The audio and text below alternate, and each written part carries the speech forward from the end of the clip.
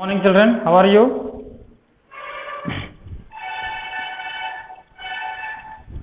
शुभोदय बच्चे, कैसे सब लोग? शुभोदय पिల్లలు అందరూ బాగున్నారా? ओके, तो बच्चे पिछले वीडियो में हम वाक्य कैसे बनते हैं, वाक्य के भाग क्या हैं, उसी प्रकार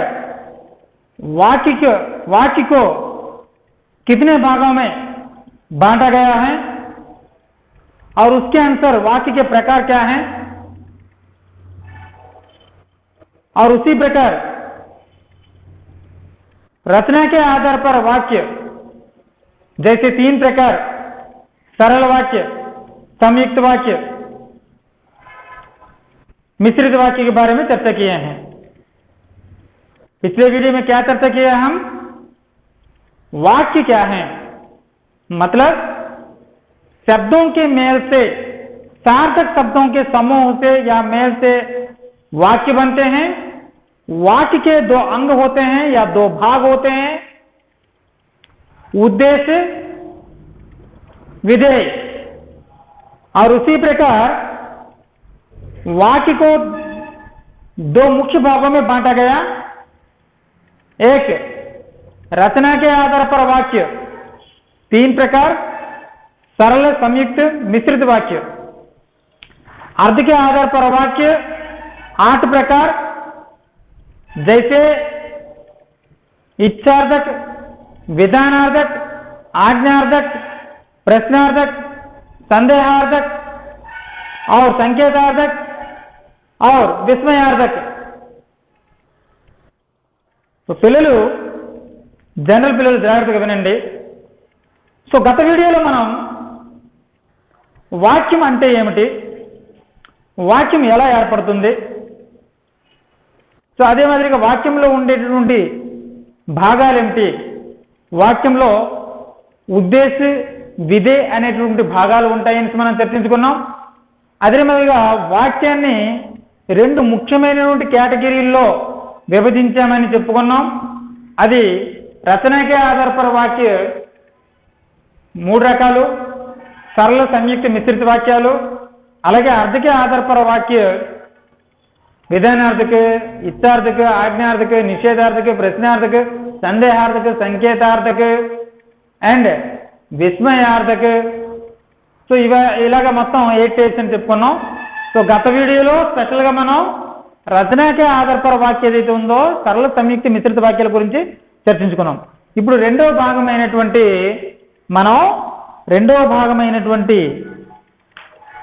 అర్థకే ఆధారపర వాక్య 8 ప్రకారం గురించి చర్చించుకుందాం। ఏంటి, మనం గత వీడియోలో మనం ఇలా చర్చించుకున్నాం, వాక్య అంటే ఏమిటి, వాక్య। సో వాక్య అనేది 2 భాగాల్లో ఉంటుంది, 2 విభాగాలుగా 2 కేటగిరీస్లో విభజించాం। రోమన్ నెంబర్ 1 रचना के आधार पर वाक्य, रचना के आधार पर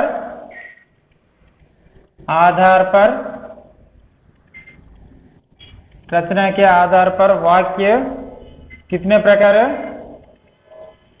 3 प्रकार। अवेंटी, ए सरल वाक्य, बी संयुक्त वाक्य, सी मिश्रित वाक्य। तो ఆల్రెడీ వీటి గురించి మనం ఈ మూడింటి గురించి గత వీడియోలో చర్చించేసాం।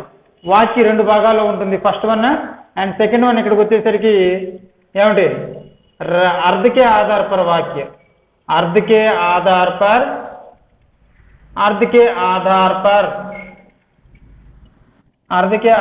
पर वाक्य कितने प्रकार हैं?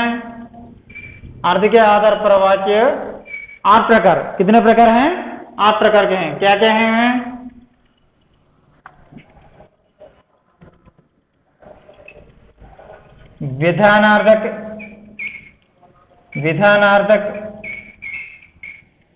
विधानार्थक वाक्य, सेकंड इच्छार्थक वाक्य, इच्छार्थक वाक्य। नेक्स्ट आज्ञार्थक वाक्य, आज्ञार्थक, आज्ञार्थक वाक्य। फोर्थ वन आज्ञार्थक प्रश्नार्थक वाक्य, प्रश्नार्थक वाक्य। फिफ्थ वन प्रश्नार्थक, फिफ्थ वन संदेहार्थक, संदेहार्थक।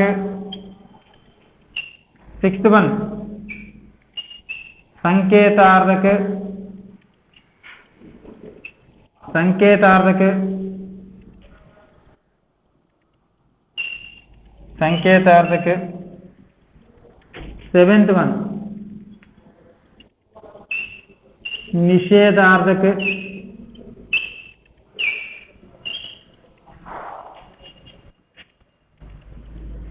निषेधार्थक। एट्थ वन विस्मयार्थक, विस्मयार्थक वाक्य। अर्थ के आधार पर वाक्य, अर्थ के आधार पर वाक्य 8 प्रकार के हैं। अर्थ के आधार पर वाक्य 8 प्रकार के हैं। विधानार्थक, इच्छार्थक, आज्ञार्थक, प्रश्नार्थक, संदेहार्थक, संकेतार्थक, निषेधार्थक एंड विस्मयार्थक वाक्य। अर्थ के आधार पर वाक्य అంటే according to the meaning we divide it into sentence in 8 types, Hindi especially. So one by one we will discuss them. One by one we will discuss them. So ఒకదాని ఒకటి మనం చర్చిద్దాం. ఏమిటంటే ఫస్ట్ వన్ విధానార్థక్. ఫస్ట్ వన్ ఏమిటి? విధానార్థక్. విధానార్థక్.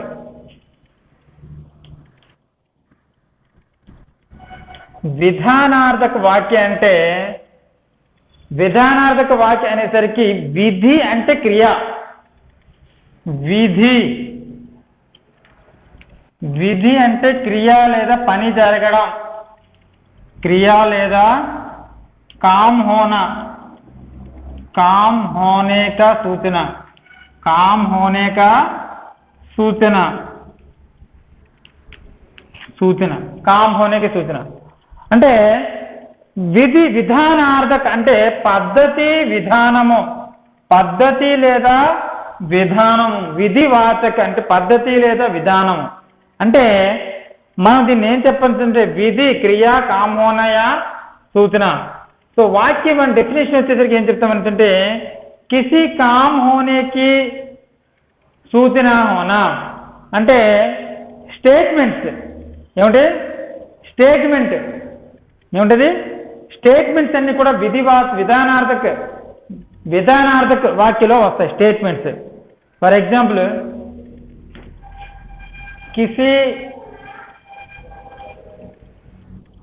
किसी काम होने का, किसी काम होना, काम होने का सूचना, काम होने का सूचना या किसी विषय, विषय को, किसी विषय को, विषय को प्रकट करना, किसी विषय को प्रकट करना है, प्रकट करना है विधानार्थक वाक्य.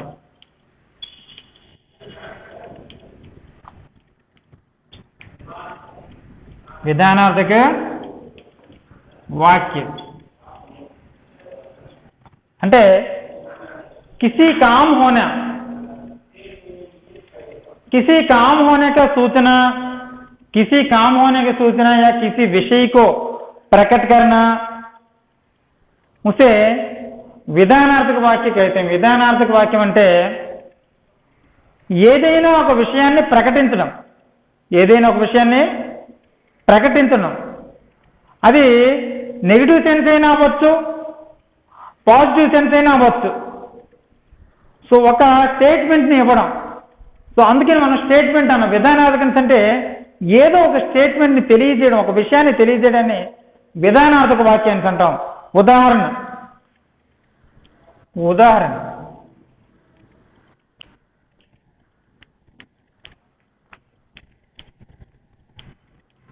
सूरज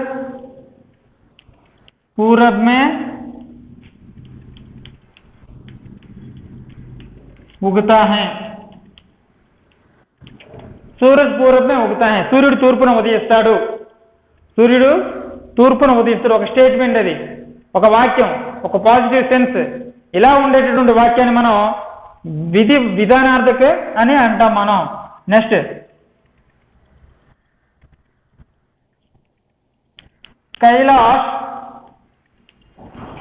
कैलाश पाठ पढ़ता है.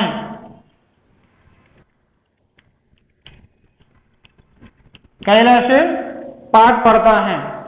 ఈ విధంగా కైలాష్ పాఠం చదువుతూ ఉన్నాడు. ఈ విధంగా ఇవన్నీ కూడాను ఒక పని జరిగింది అనేటువంటి విషయాన్ని తెలియజేయడాన్ని ఏమండి మనం విధానార్థక వాక్యం అంటాం. స్టేట్మెంట్స్ అన్నీ కూడాను. నెక్స్ట్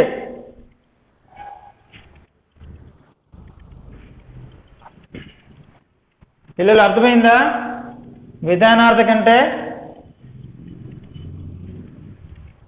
నెక్స్ట్ చూడండి, సెకండ్ వన్ ఇచ్ఛార్థక.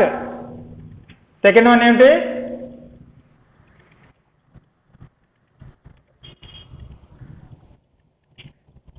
ఇచ్ఛార్థక వాక్యం. ఇచ్ఛార్థక వాక్యం. ఇచ్ఛార్థక వాక్యానికి ఇచ్ఛా మీనింగ్ ఏమిటి? ఇచ్ఛా అనేసరికి అక్కడ మీనింగ్ ఏంటంటే ఇచ్ఛా, చాహ, కామన, చాహయా కామన. ఇచ్ఛా అంటే డిజైర్. ఇచ్చ అంటే డిజైర్స్. సో కోరికలు, ఇష్టాలు, కోరికలు ఏవైతే ఉన్నాయో వాక్యంలో ఇష్టాలు లేదా కోరికలు, లేదంటే మనం ఏదైనా సరే విషెస్, మనం ఏదైనా సరే మంచి జరగాలంటూ కోరుకునేటువంటి ఆశీర్వాదం కానీ ఇలాంటి భావాలు వచ్చేటప్పుడు దాన్ని మనం ఇచ్ఛార్థక వాక్యాన్ని అంటాం. వాక్యంలో చాహ, కామన, శుభకామన, ఆశీర్వాద్ और పసంద్ ఇలాంటివి ఏవైనా సరే ఆ మీనింగ్, ఆ భావం వాక్యములో ఇష్టము లేదా కోరికలు లేదా మేలు కోరేటటువంటి శుభాకాంక్షలు తెలియజేయడం, ఆశీర్వదించడం ఇలాంటి భావం కానీ వాక్యంలో ఉంటే దాన్ని ఇచ్ఛార్థక వాక్యాన్ని మనం అంటాము. ఏమంటాం? ఇచ్ఛార్థక వాక్యాన్ని అంటాం మనం. సో ఇచ్ఛార్థక వాక్యకి ఉదాహరణ, मुझे आम चाहिए. मुझे आम चाहिए. सेकंड, मुझे आम चाहिए. मैं वैद्य बनना चाहता हूं. मैं वैद्य बनना चाहता हूं. मैं वैद्य बनना चाहता हूं. नेक्स्ट, जीते रहो. जीते रहो बेटी. जीते रहो बेटी. बेटी या बिटिया. जीते रहो बेटी.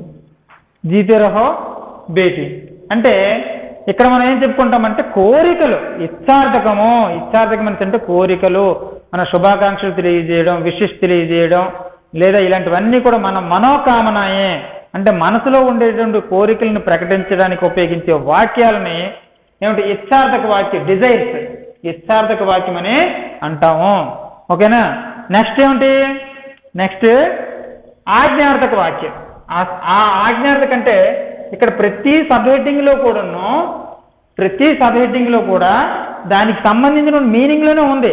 ఆజ్ఞార్థకము అంటే ఆ మీనింగ్ హెడ్డింగ్లోనే ఉంది. ఆజ్ఞార్థకం అంటే ఆదేశాలు ఇవ్వడం. ఆజ్ఞార్థక్, ఆర్డర్స్, ఆజ్ఞార్థక్. థర్డ్ వన్ ఆజ్ఞార్థక వాక్యం. ఆజ్ఞార్థక వాక్య ఆర్డర్స్. ఆర్డర్స్ ఆర్డర్స్ అంటే హిందీలో మనం ఆజ్ఞ, ఆదేశ్, आदेश, उपदेश. उपदेश उपदेश जैसे भाव, जैसे भाव. आज्ञा, आदेश, उपदेश.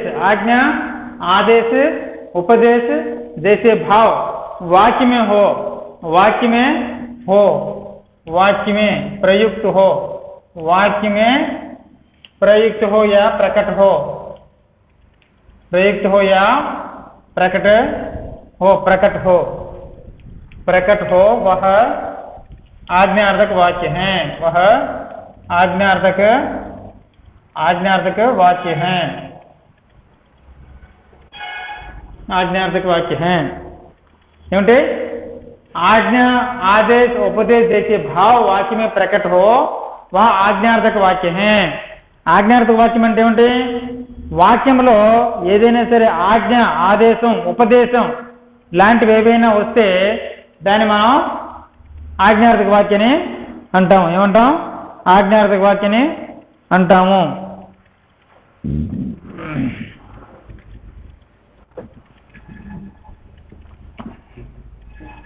దీన్ని ఇంకోలా కూడా మనం రాయొచ్చు. సింపుల్గా वाक्य में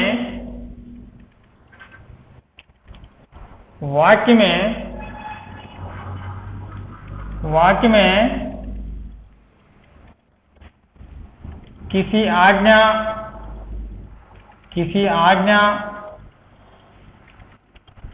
आदेश,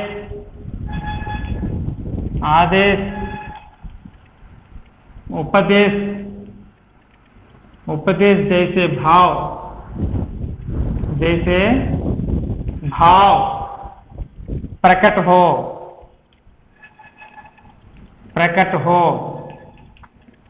वह आज्ञार्थक वाक्य हैं. वह आज्ञार्थक वाक्य कहलाता है.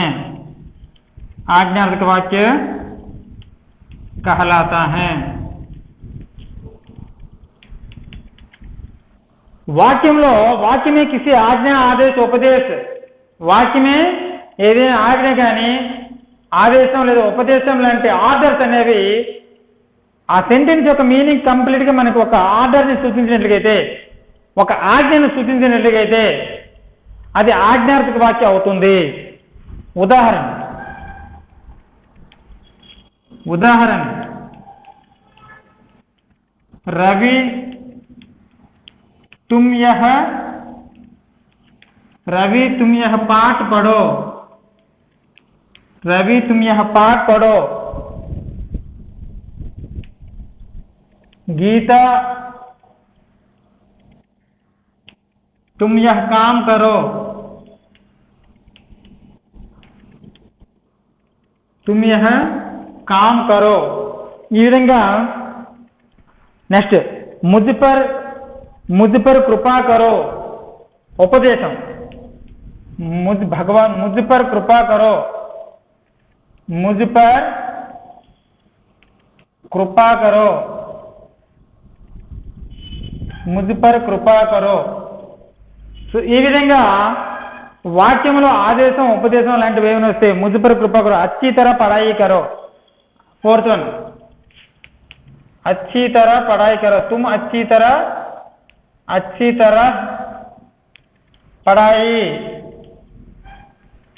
पढ़ाई करो. तुम अच्छी तरह पढ़ाई करो. ఈ విధంగా వాక్యంలో ఎక్కడైనా సరే ఆర్డర్స్ కానీ మనకి సూచించినట్లయితే దాన్ని ఆజ్ఞార్థక వాక్యాన్ని అంటాము. నెక్స్ట్ प्रश्नार्थक वाक्य, सिंपल. प्रश्नार्थक वाक्य एंड क्वेश्चंस. वाक्य में किसी विषय के बारे में पूछताछ हो, वाक्य में किसी विषय के बारे में पूछताछ हो, वाक्य में किसी विषय के बारे में प्रश्नार्थक. प्रश्नार्थक वाक्य मीन्स क्वेश्चंस, इंटरोगेशन सेंटेंस या क्वेश्चंस. इंटरोगेशन क्वेश्चंस అంటే ప్రశ్నలు అడగడం. वाक्य में किसी विषय पर, वाक्य में किसी विषय पर पूछताछ, किसी विषय पर, किसी विषय पर, किसी विषय पर पूछताछ हो,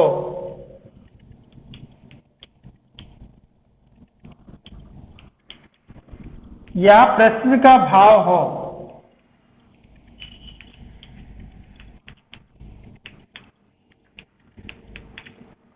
वह प्रश्नार्थक वाक्य हैं.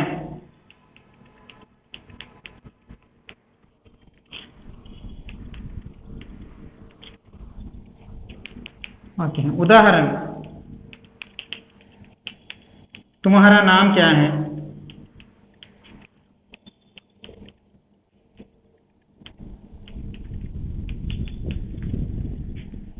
तुम कहाँ जा रहे हो?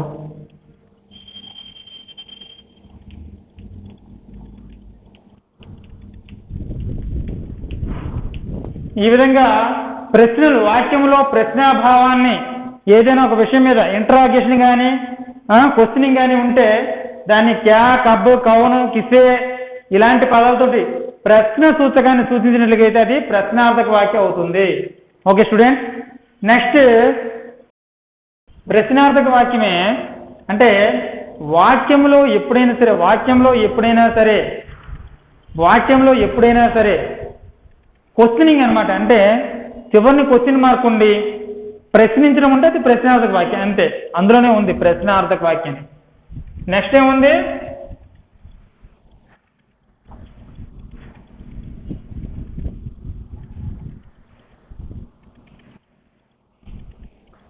నెక్స్ట్ సందేహార్థక. సందేహార్థక ఫిఫ్త్ వన్ ఏమిటి? సందేహార్థక.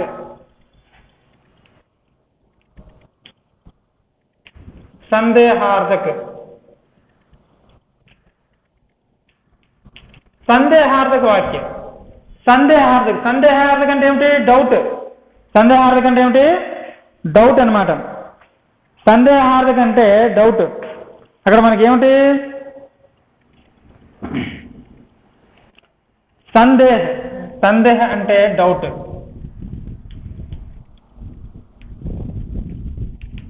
డౌట్ ని క్రియేట్ చేయడం అంటే కిసి షరత్, కిసి కారణ్, शंका,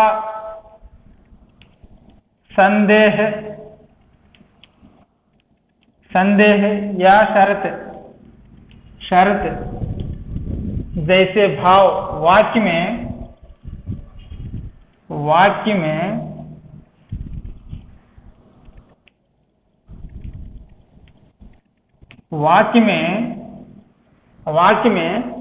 शंका, संदेह, शर्त आदि भाव प्रकट हो, वह संदेहार्थक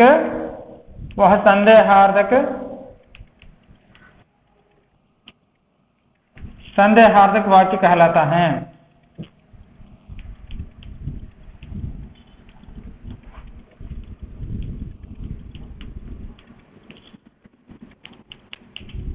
వాక్యంలో ఎక్కడైనా సందేహాన్ని ప్రకటించినట్లయితే, ఒక డౌట్ ని క్రియేట్ చేసినట్లయితే అది సందేహార్థక వాక్యం అనేది అవుతుంది. ఉదాహరణకి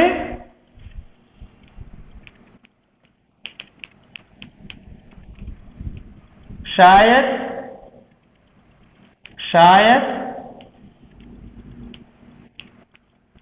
कल स्कूल छुट्टी, कल स्कूल छुट्टी होगी, शायद कल स्कूल छुट्टी होगी।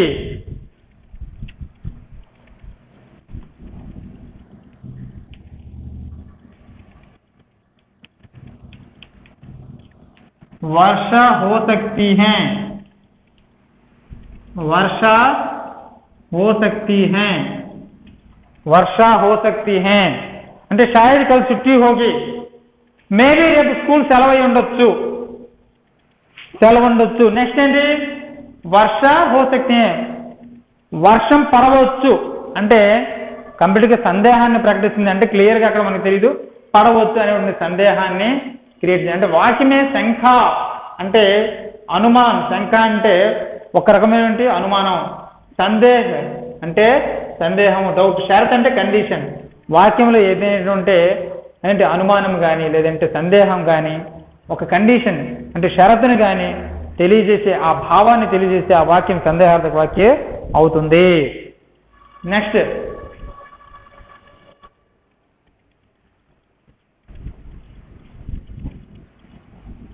నెక్స్ట్ ఏమిటి, సంకేతార్థక.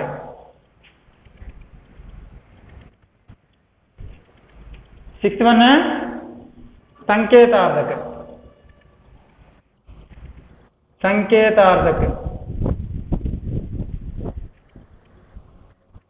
संकेतार्थक वाक्य.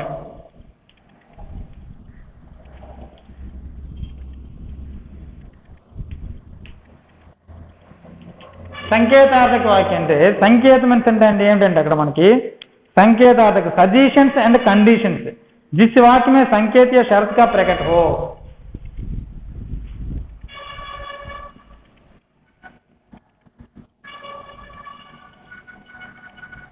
जिस वाक्य में किसी संकेत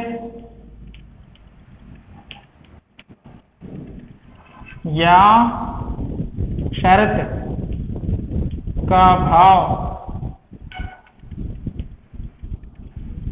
प्रकट हो, वह సంకేతార్థక వాక్యం. ఏ వాక్యములు అయితే ఏదైనటువంటి ఒక సంకేతార్థక అంటే ఒక సజెషన్ కానీ ఒక కండిషన్ కానీ అలాంటి సెన్స్ అనేది వాక్యంలో ఉంటే అది సంకేతార్థక అవుతుంది. స్టూడెంట్స్, किसी वाक्य में जिस वाक्य में किसी संकेत या शर्त का भाव प्रकट हो उसे संकेतार्थक वाक्य कहते हैं. ఏ వాక్యములు అయితే ఒక సంకేతం కానీ లేదా ఒక రకమైనటువంటి కారణం కానీ తెలియజేస్తే అది సంకేతార్థక వాక్యం అవుతుంది. ఉదాహరణకి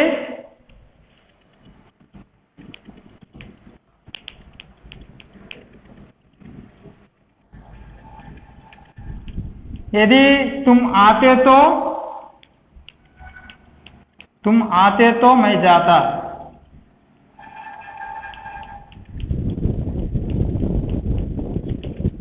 यदि तुम आते तो मैं जाता.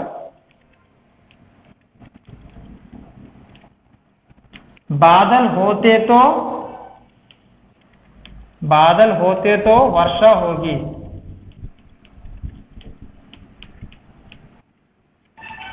అంటే ఇక్కడ కండిషన్ ఉంది, ఎది తుమ్ ఆతేతో, నువ్వు వస్తే నేను వెళ్తాను, నువ్వు వస్తే నేను వెళ్తాను. అక్కడ కారణం ఏంటంటే నువ్వు వస్తే నేను వెళ్తాను, నువ్వు రాలేదు నేను వెళ్ళలేదు, నువ్వు వస్తే నేను వెళ్తాను, ఒక కండిషన్ తెలియజేస్తుంది.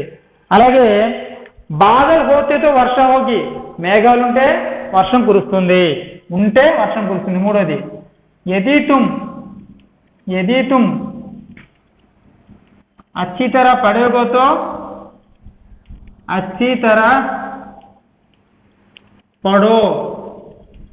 पढ़ोगे तो उत्तीर्ण होगे.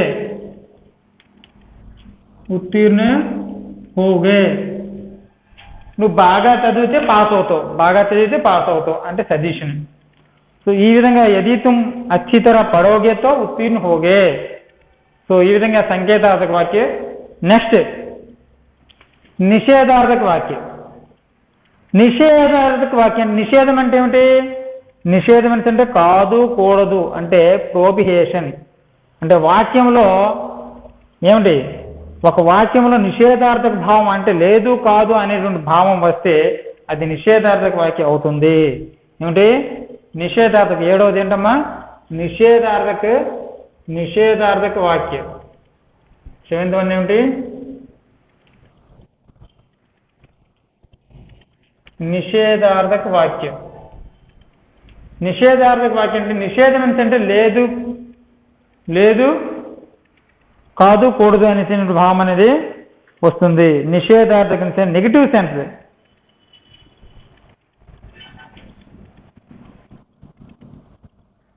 वाक्य में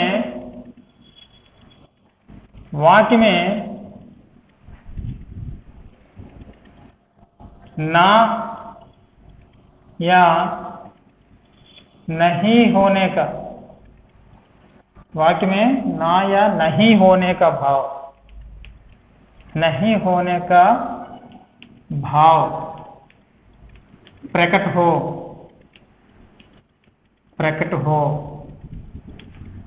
वह निषेधार्थक वाक्य है. वाक्य में नहीं होने का भाव, वाक्य में नहीं होने का, ना या नहीं होने का भाव प्रकट हो वह निषेधार्थक वाक्य है.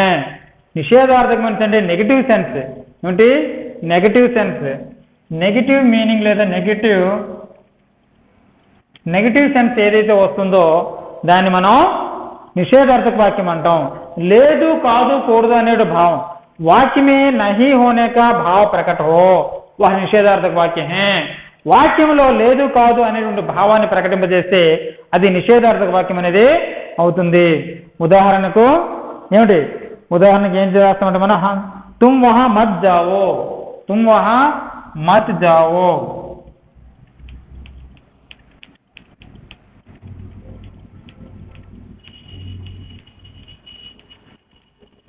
तुम वहां मत जाओ, నీవు అక్కడికి వెళ్ళవద్దు. मुझे यह कलम नहीं चाहिए, मुझे यह कलम नहीं चाहिए, नहीं चाहिए అంటే నాకు ఆ పెన్ వద్దు. तुम वहां मत जाओ, నువ్వు అక్కడికి వెళ్ళవద్దు. मुझे यह कलम नहीं चाहिए, मुझे यह कलम नहीं चाहिए. हम किसी को कोई मदद मांगे तो हम ना कहना चाहिए. ఇలాగ నా నహి అనే భావం వచ్చేటటువంటి వాక్యాలన్నీ కూడా నిషేధార్థక వాక్యము. Okay student, next 8th one చూడండి. 8th వన్ విస్మయార్థక వాక్యం. 8th వన్ ఏంటి? విస్మయార్థక వాక్యం. 8th వన్ విస్మయార్థక వాక్యం. విస్మయము, విస్మయార్థక వాక్యం.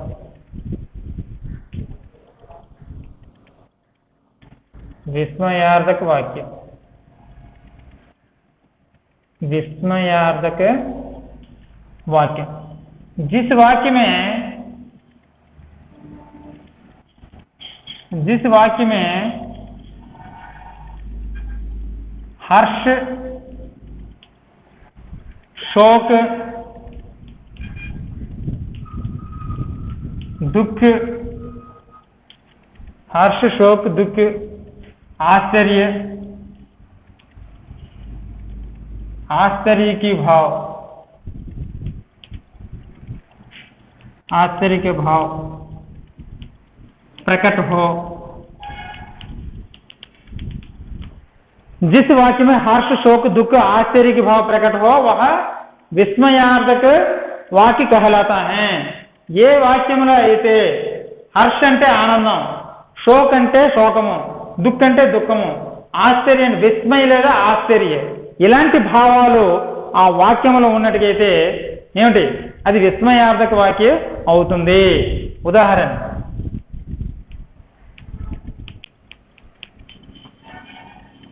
हाय यह क्या हो गया, यह क्या हो गया. यहाँ को क्या हो गया? अरे तुम कब आए? तुम कब आए?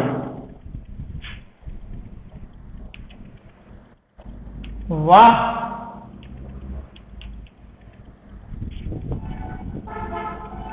कितना सुंदर है।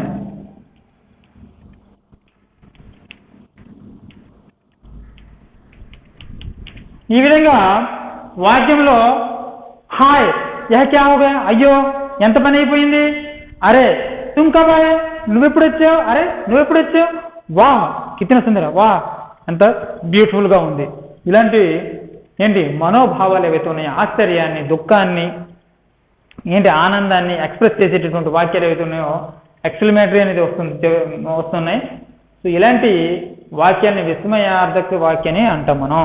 ओके स्टूडेंट्स, ज्यादातर तुमकोंडे विधानार्थक वाक्य, अर्थ के आधार पर वाक्य 8 प्रकार के होते हैं.